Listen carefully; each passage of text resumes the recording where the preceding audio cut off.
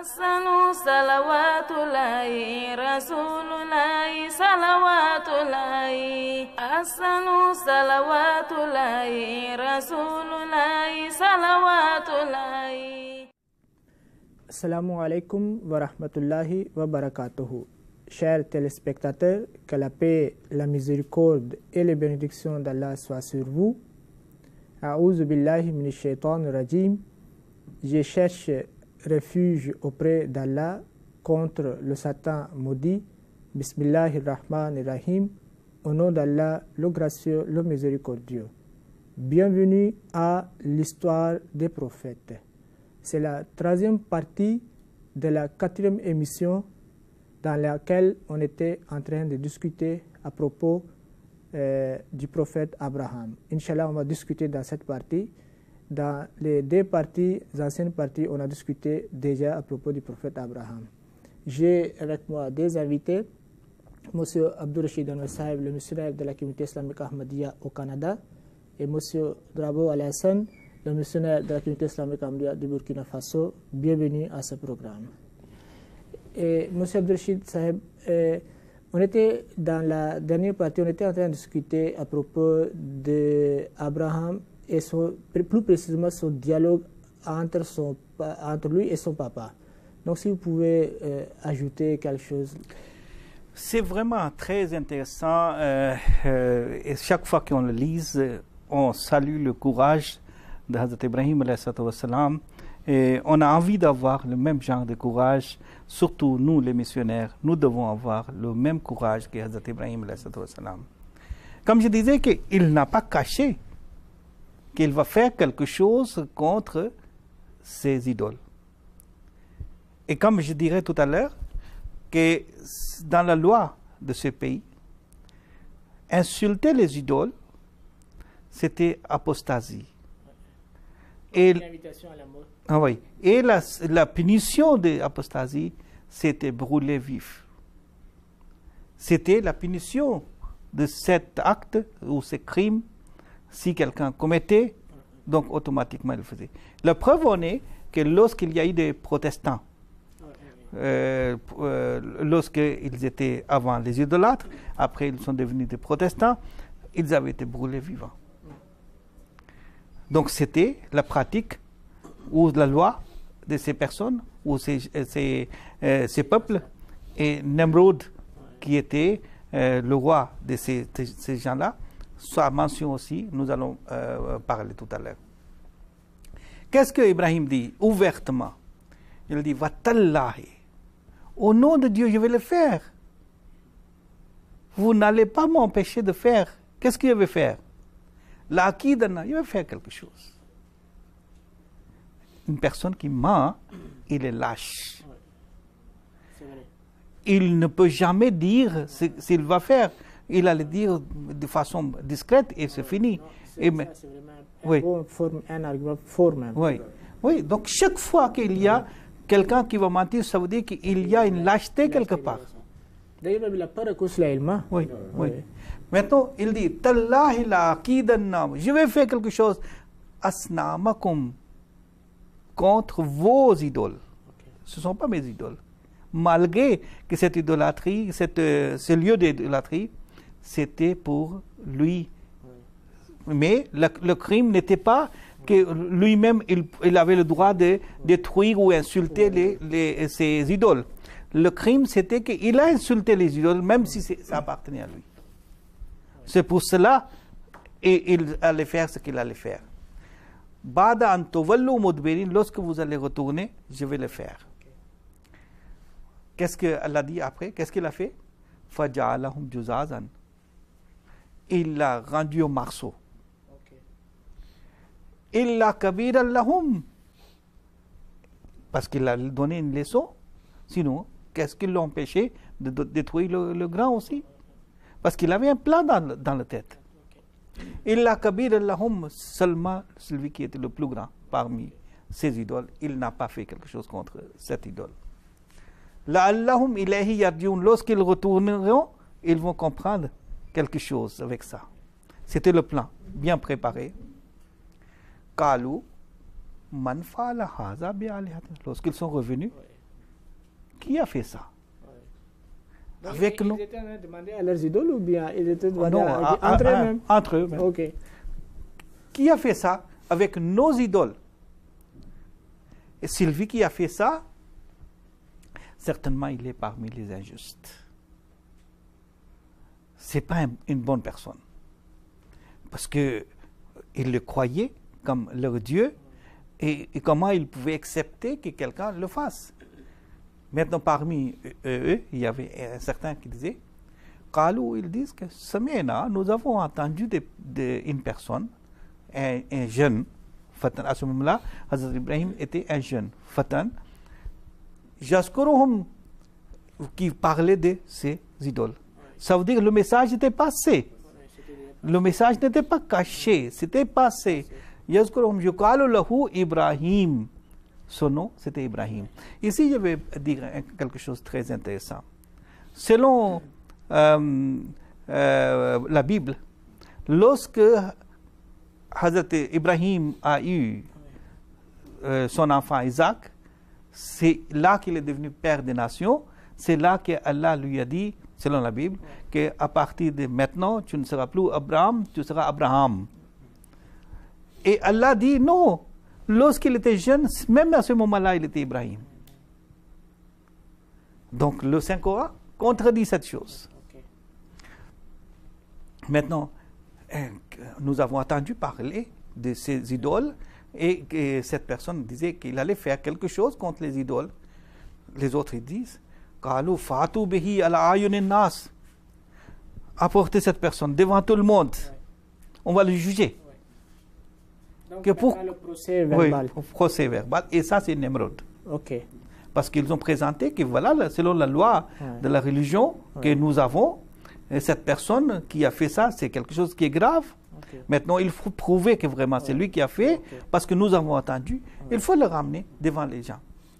Là, Allahum yashhadun. Peut-être ils vont dire, ah voilà, ces paroles qui étaient dites, c'est dites de notre part. Peut-être, pourquoi ils avaient besoin de témoins? Parce qu'il croyait que peut-être qu'il va dire, oh non, je ne sais pas. Il va mentir. Hein? Eux, ils croyaient qu'il va mentir. Maintenant, c'est les premières personnes qui vont témoigner qu'il n'a pas menti, aussi seront parmi eux. Kalu anta falta haza bi alihatina ya Ibrahim. Lorsqu'on l'a amené devant tout le monde, le procès a commencé.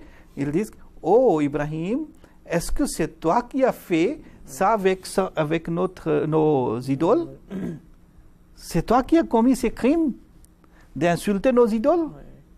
Et tu sais très bien, et Hazrat Ibrahim savait ça, tu sais très bien que celui qui fait ça, on le brûle vivant. Est-ce que c'est toi qui as fait?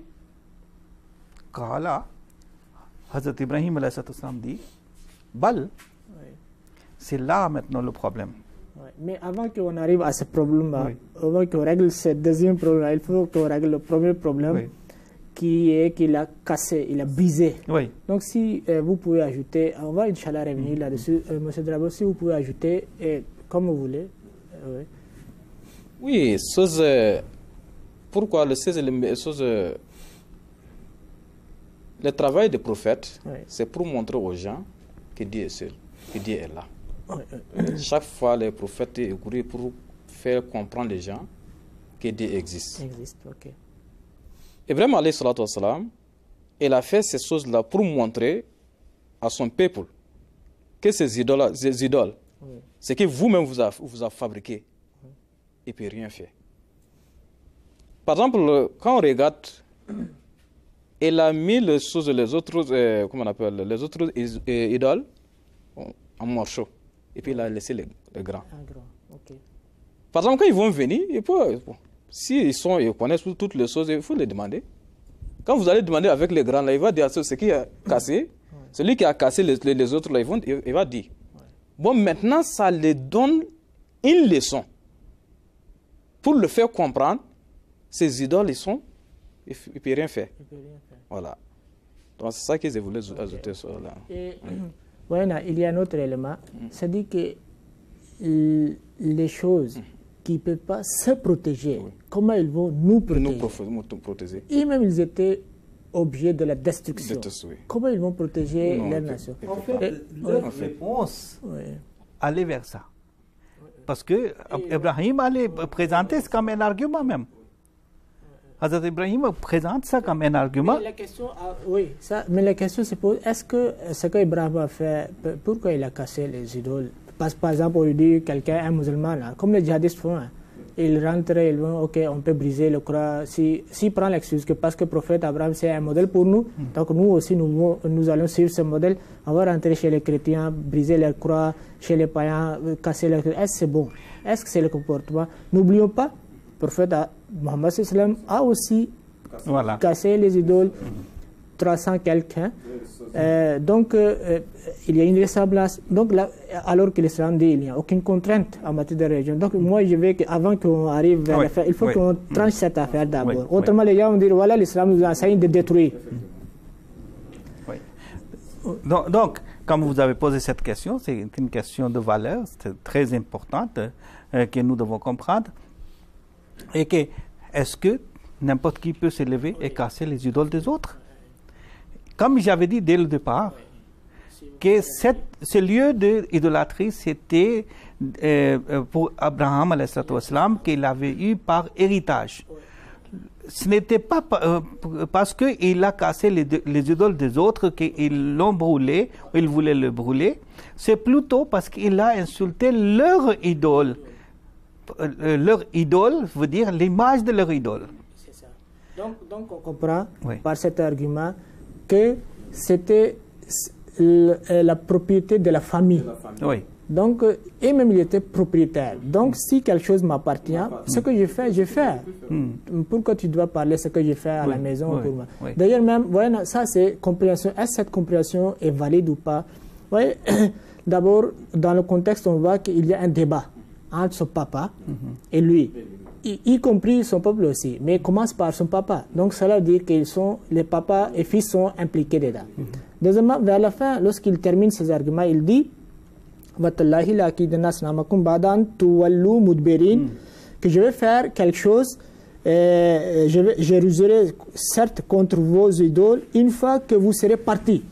Donc ça dit le lieu de débat, là où ils étaient en train d'organiser le débat, lui il est resté là-bas. Il dit que vous allez partir, moi je serai là. Donc ça veut dire qu'ils étaient des étrangers à ce moment-là. Je pense que lorsqu'il a dit Badan Tawallu Mudbirin, ça dit qu'eux-mêmes ils étaient venus vers lui.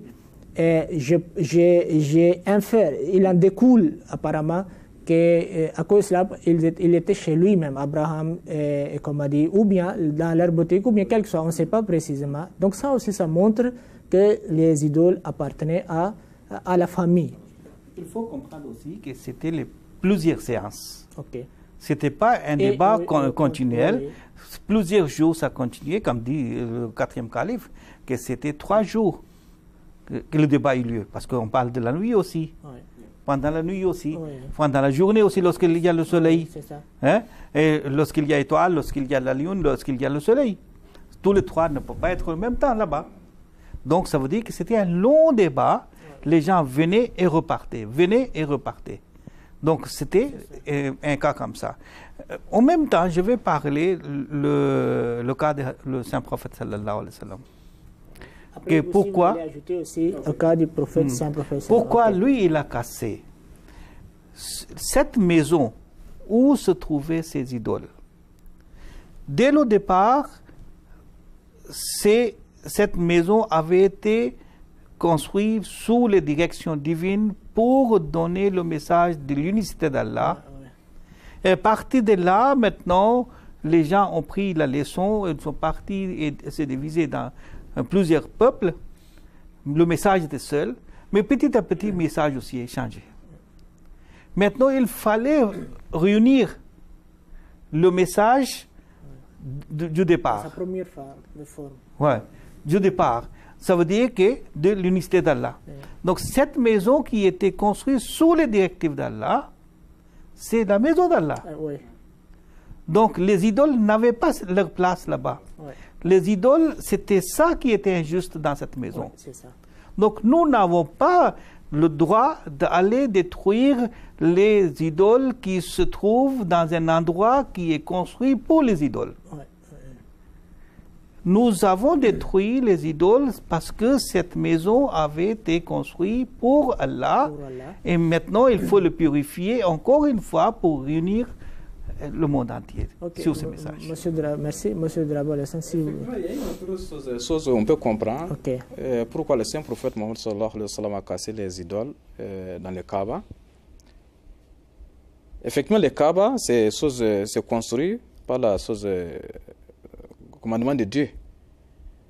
Mais quand le saint prophète Mohammed sallallahu alayhi wa sallam était à la Mecque, avant son immigration, il n'a pas essayé de faire ça. Mais à son retour, quand il est venu à la Mecque, il est venu conquérir le Mecque. En ce moment, quand on regarde, il y a beaucoup de gens qui sont devenus musulmans en ce moment. Pourquoi? Par exemple, quand il est venu, en ce moment, il y a beaucoup de gens qui ont compris sur le message. Bon, maintenant, pourquoi laisser les idoles encore dans le Kaaba, dans la maison de Dieu? C'est à cause de ça qu'il a cassé les idoles. Pour purifier la maison d'Allah. Je vais seulement dire la chose pour accentuer. Ça veut dire que ce serait injuste de détruire les idoles s'ils se trouvent dans une maison consacrée pour les idoles. Là, on n'a pas le droit, ce serait injuste. Mais cette maison était construite pour Allah. C'est pour cette raison, lorsque les gens de la Mecque aussi, comme vous avez dit, eux aussi, ils ont accepté. Donc, maintenant, ces idoles n'avaient pas de raison d'être là-bas. Donc, d'ailleurs, même, le saint prophète ou Abraham, ils n'ont même pas brisé l'idole ou bien la croix d'individus. S'il y en a, il faut nous montrer un exemple que le prophète est rentré dans la maison de quelqu'un, privé, il est rentré là-bas. On a déjà dit dans le Saint-Coran, il y a un verset qui dit Inna awwala baytin wudi'a linnasi lillazi babakka. C'est Kaaba, c'est la première maison que Dieu avait construite. C'était la maison de Dieu. En effet, on ne doit pas poser cette question pour que le Saint-Prophète avait cassé ses idoles. On doit poser d'abord la première question, pourquoi les idoles sont venues là-bas? Donc c'est ça qui est d'abord l'acte l'injuste. Il est venu mettre les choses en ordre, c'est tout. D'ailleurs même, c'était l'innas, c'était un endroit public. Il était maintenant le roi. C'est lui-même qui doit décider à propos des lieux publics. Qu'est-ce qu'aujourd'hui on dit qu'en France, on dit qu'il ne faut pas porter dans les lieux publics le voile là. Pourquoi il parle? Donc, parce qu'ils sentent qu'ils ont le droit de juger à propos des lieux publics. Donc ça, c'est... Mais je vais citer un verset qui est très clair, qui dit qu'en effet, l'islam nous donne l'enseignement de protection des lieux de culte. Donc ça, c'est le verset de Surat Al-Hajj, chapitre 22. Dans ce verset, Dieu dit وَلَوْلَا دَفْعُ اللَّهِ النَّاسَ بَعْضَهُمْ بِبَعْضٍ لَهُدِّمَتْ صَوَامِعُ وَبِيَعٌ وَصَلَوَاتٌ وَمَسَاجِدُ يُذْكَرُ فِيهَا اسْمُ اللَّهِ كَثِيرًا. Donc je vais lire la traduction pour trancher une fois cette affaire, que ceux qui ont été expulsés de leur demeure contre toute justice, simplement parce qu'ils disaient Allah est notre Seigneur, si Allah ne repoussait pas les gens les uns par les autres, et les synagogues seraient démolies, les églises seraient démolies, les mosquées seront démolies. Donc en effet, l'objectif des guerres qui ont été faites au début de l'islam par le saint prophète, les guerres défensives, était protection des lieux de culte, des autres religions, des églises. Donc l'islam nous enseigne même de protéger les lieux de culte, les églises. Donc voilà l'enseignement inversé clair qui dit qu'il faut protéger. Donc il ne faut pas dire que c'est pas qu'un musulman il prend aujourd'hui l'épée ou bien fusil pour rentrer faire des suicides. Ça, c'est à l'encontre de ces versets chroniques. Non seulement il faut protéger, même l'islam ne donne pas droit aux responsables de changer les personnes qui gèrent ces lieux d'adoration. Donc c'est la protection totale. Donc cela veut dire que cette maison a une exception légale. C'est pour cette raison, dans cette maison seulement, on a détruit les idoles. Voilà. Maintenant, si vous permettez, on peut continuer. Kala, Hazrat Ibrahim répond courageusement. Bal, pourquoi vous me posez cette question? Il nous reste 10 minutes. On continue. Okay. Pourquoi vous me posez cette question? Cette question n'est pas importante. Qui a cassé, brisé ces idoles? la question importante, c'est que vous dites, ces idoles ont des pouvoirs, ces idoles ont la connaissance, ces idoles gèrent toutes les choses. Comment ils peuvent gérer toutes les choses? S'ils ne peuvent même pas se protéger, eux, ils ne peuvent pas se protéger, mais votre grand, que vous attribuez tellement de pouvoir, lui aussi, il était présent. On pouvait le casser aussi. Mais on a laissé seulement afin que vous compreniez. Donc, voyez quelle manière il avance les arguments. Le raisonnement. Combien c'est logique. C'est tellement logique. Demandez-lui. Oui, demandez-lui que si il a vu quelqu'un cassé, donc ils disent, pourquoi vous me demandez? Vous n'avez même pas demandé. Vous lui demandez s'il m'accuse, donc je suis l'accusé. Le grand idole a répondu ou pas? Qu'est-ce qu'il a fait? Voilà, c'est le Saint-Coran qui dit. C'est pas moi qui va répondre, dire quelque chose même. Farajaou ila anfusihim. L'argument était tellement fort qu'ils se sont retournés vers eux. Comment ils peuvent nous répondre? Ils sont faibles. Ils n'ont pas de pouvoir. On les adore seulement et c'est tout. Farajaou ila anfusihim, ils ont eu honte. Faqalu innakum antumuz zalimun. Oh gens, c'est vous-même qui êtes injuste. Vous disiez man fa'alahu innahu zalimun. Il s'appelle avant ça. La vérité est sortie de leur propre bouche. C'est pas lui qui est zalim, c'est vous qui êtes le zalim. Ils ne sont pas en train de parler. Qu'est-ce que vous les demandez?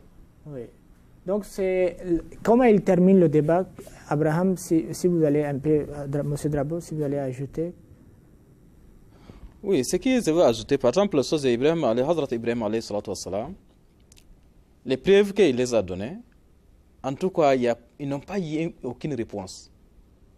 Pourquoi? Il les a demandé, il faut demander le grand. Et même ils sont revenus, en tout cas, ils ont vu en tout cas vraiment, quelle réponse on peut donner ici? Vous-même, vous savez en tout cas quelles sont les idoles, ils ne peuvent rien faire. Bon, ils ont eu honte.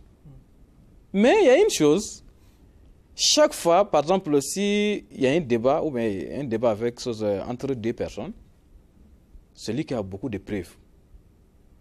Et puis, le débat qu'il est en train de faire avec l'autre là, même l'autre là, lui, en tout cas son prochain, il voit en tout cas vraiment, l'autre là, il a beaucoup de preuves. Mais avec tout ça, il ne va pas accepter. Devant lui, en tout cas, vraiment c'est vrai, ce qu'il vous a dit, c'est vrai, non, ils ne vont pas accepter. Mais ça, après, lui-même, il va dans son tête, en tout cas, vraiment, les preuves qu'il a données, c'est très fort. Il n'a aucune réponse. À la fin, vous allez voir, dans les réponses que Ibrahim les a données, il voulait les punir. Avec tous ces ans de preuves-là, les preuves sont fortes. Et même, ils ont vu, en tout cas, ils ont eu honte. Mais avec tout cela, ils voulaient le punir. Mais chaque fois, Dieu protège son prophète. C'est-à-dire que d'abord, il y a débat. Et Abraham avance l'argument à propos d'étoiles. Disparu, lune, disparu, soleil, disparu. Ils ne sont pas Dieu. Maintenant, c'est fini, ils ne comprennent pas. Ils sont rentrés. Maintenant, il annonce même déjà une autre manière de débat. Et il passe à l'action. Il brise les idoles de la famille et les gens ont entendu le bruit que voilà, quelqu'un a brisé leurs idoles. Et à l'exception du plus grand idole, ils viennent et lui demandent pourquoi qui a fait. Donc Abraham dit que voilà, le grand patron est là, il faut lui demander. Et le grand patron ne répond pas. Et même ils disent finalement que toi-même tu sais qu'ils ne répondent pas. Et même ils admettent la fausseté de leur adoration. Et il présente encore argument à ce moment-là. Il dit vous laissez Allah et vous adorez quelqu'un d'autre. Et qui est cet autre? Qui n'est pas utile pour vous. Il ne peut pas vous être utile, il ne peut pas vous faire du tort non plus. Moi, je l'ai fait tort. Est-ce qu'ils ont pu faire quelque chose contre moi? Ce que vous pensiez, que le moment que vous allez l'insulter ou détruire, eux, ils vont tourner contre vous. Voilà, je suis présent. Voyez le courage de Hazrat Ibrahim. Et encore ici, c'est-à-dire qu'un argument encore, Oui. que votre Dieu n'a pas pu faire contre moi quelque chose, mais vous allez me mettre, comme finalement, et me mettre dans le feu. Vous avez pu faire quelque chose. C'est que quand même, vous avez pu m'attraper, mettre. Donc, s'il y a quelqu'un, Dieu, peut-être vous. Non, et là aussi, c'est un argument. Oui. Que tu dis que notre idole n'a pas pu faire quelque chose. Maintenant, nous allons faire quelque chose contre toi. Est-ce que ton Dieu va te protéger? On va voir si ton Dieu va te protéger ou non. Ça aussi, vraiment, ça me rappelle une histoire d'un bédouin. Oui. C'est-à-dire que lui, il était dans une forêt avec son sac. Donc, il avait déjà son idole dans son sac. Donc, c'était juste pour la protection. Le Dieu, c'est juste pour la protection. Hein? C'est comme les gardes de sécurité, hein? Gardiens. Donc, il a eu un besoin, il a laissé ce sac, mais il a peur que s'il laisse ce sac vide, quelqu'un peut voler, ça peut disparaître. Donc, il dépose son Dieu, il réunit son Dieu là-bas, il parle à Dieu, regarde, moi je pars, toi tu dois protéger. Il part, il revient, qu'est-ce qu'il regarde là? Un chien ou bien un animal en train de pisser sur l'idole même. Là, il dit que voilà, lui-même, il est sale, il est devenu sale, il ne peut pas se protéger. Comment il va protéger mon sac ou bien d'autres choses? Donc, ce sont des choses, ça dit que très clair, très, comment dire, facile à comprendre. Malgré cela, souvent, je ne comprends pas, les gens persistent à l'idolâtrie. Oui. Maintenant, il nous reste 4 minutes. Donc, si vous continuez. Moussa Hazrat Ibrahim il dit Kala atabuduna min dunillahi ma la yanfa'ukum shay'an wa la yadurrukum uffin lakum. C'est dommage pour vous. Vous ne pouvez même pas comprendre cette chose. Tellement intellectuel, cet argument que j'ai présenté devant vous, et vous ne voulez pas accepter. Vraiment, c'est quelque chose regrettable. Ce que vous faites est aussi regrettable pour vous et pour ceux que vous adorez. Afala ta'qilun, vous n'avez pas de capacité intellectuelle du tout. Kalu, ils ont dit, oh, nous n'avons pas de raison. Nous n'avons pas des arguments. Seule chose qu'on peut faire, Kalu, harrikuhu wansuru alihatakum. Il faut le brûler. C'est ça votre loi. Il a fait ce qu'il a fait, c'était un crime. Maintenant, il faut le brûler. Harrikuhu wansuru, aider. Maintenant, leurs idoles ont besoin de l'aide. Vous voyez, normalement, c'est les idoles qui doivent aider.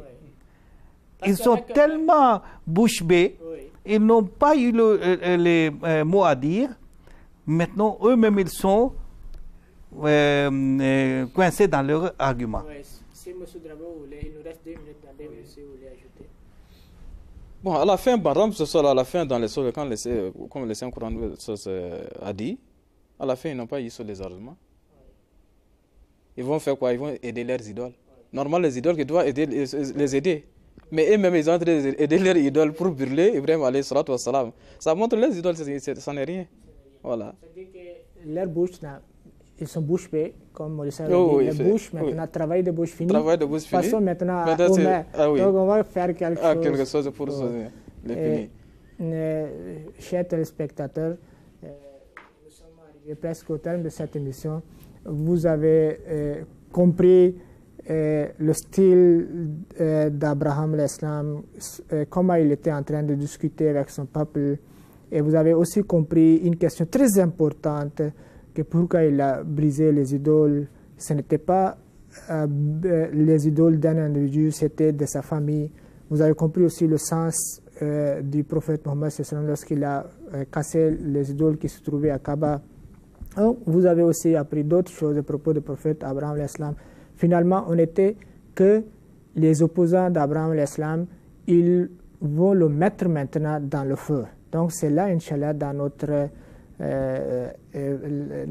prochain épisode, on va discuter comment ils vont réagir, comment ils vont faire le complot contre Abraham alayhi salatu wassalam. Nous sommes arrivés au terme de cette émission. Assalamu alaikum wa rahmatullahi wa barakatuh.